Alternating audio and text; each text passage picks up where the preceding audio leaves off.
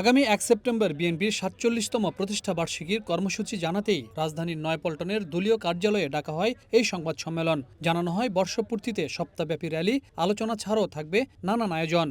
আমাদেরকে জিজ্ঞেস করে কি করবেন ভাই? বিএনপির স্থায়ী কমিটির সদস্য নজরুল ইসলাম খান বলেন, বাংলাদেশের গণতন্ত্র রক্ষায় বিএনপির অবদান সবচেয়ে বেশি। এ সময় সাংবাদিকদের প্রশ্নের জবাবে তিনি বলেন, নির্বাচন নিয়ে সংকট আছেই, তবে রাজনীতিতে সব সময় সংকট থাকবে। আর এমন অনেক সংকট পার করেই বিএনপি গণতন্ত্র রক্ষা করেছে বলেও জানান এই জ্যেষ্ঠ নেতা। সব সময় তো কোনো না কোনো সংকট থাকেই, কোনোটা তৈরি করা হয়, কোনোটা বা অনিবার্যভাবে আসেই, এটা কোনো বিচিত্র ব্যাপার না।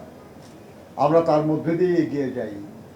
এর চেয়ে অনেক বড় সংকট আমরা অতিক্রম করেছি, কাজেই সংকট অতিক্রম করা সম্ভব হবে। আর কিন্তু সংকট যে নাই এ কথা বলা তো ভুল হবে।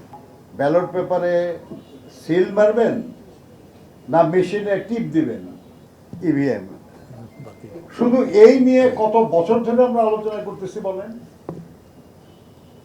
কত বছর ধরে আলোচনা পর্যালোচনা চলতেছে, এখন পর্যন্ত কি তার ফয়সালা হয়েছে?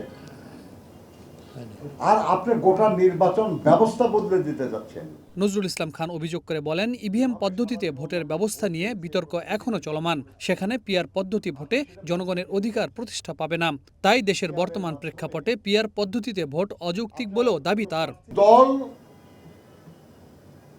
এমপি মনোনীত করবে, সেটা আপনার এখান থেকে হতে পারে, অন্য এলাকা হতে পারে। আপনার এই এলাকায় নির্দিষ্ট কোনো এমপি থাকবে না। আপনি কোনো প্রার্থীকে ভোট দেবেন না। এই কথাগুলো আপনি বলছেন তাদেরকে, বলে তাদের মতামত চাইছে যে তারা এটা রাজি কি রাজি না।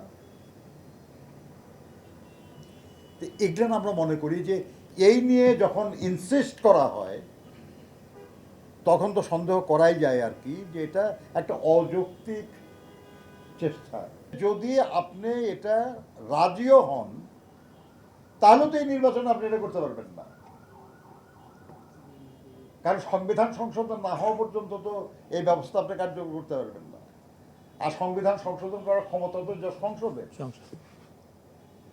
কাজে করতে হলেও তো আপনার এর পরে নির্বাচনের প্রশ্ন আসবে। সংবাদ সম্মেলনে আরেক বিএনপি নেতা রুহুল কবির রিজভী বলেন, গণতন্ত্র এখনো পুনরুদ্ধার হয়নি। এখনো নানা ধরনের চক্রান্ত আর মাস্টার প্ল্যান চলছে বলেও অভিযোগ করেন তিনি। গণতন্ত্র এখনো পুনরুদ্ধার হয়নি। আমাদের সেই গণতন্ত্রকে পুনরুদ্ধারের জন্য আরো আমাদেরকে হয়তো বিপদ সংকুল পথ অতিক্রম করতে হবে, এবং এই কারণে আমাদের দলের সকল পর্যায়ের নেতাকর্মী এবং জাতীয়তাবাদী শক্তি তারা প্রস্তুত। আমাদের অবাধ সুষ্ঠু নির্বাচন এখনো নিশ্চিত হয়নি। নানা ধরনের আমরা চক্রান্তের কথা শুনি, নানা ধরনের মাস্টার প্ল্যানের কথা শুনি।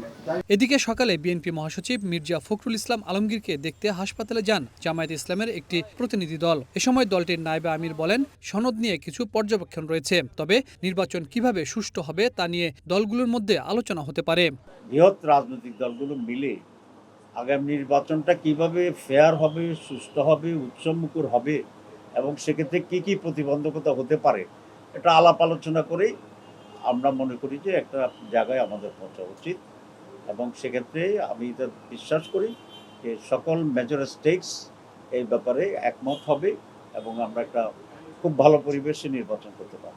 এ সময় তাহের বলেন, দেশের বর্তমান রাজনৈতিক সংকট মোকাবেলায় মির্জা ফখরুলের সুস্থতা জরুরি। এটা জানাবো এবং আমরা আপনাদেরকে। Habib Rahman, one news, Dhaka.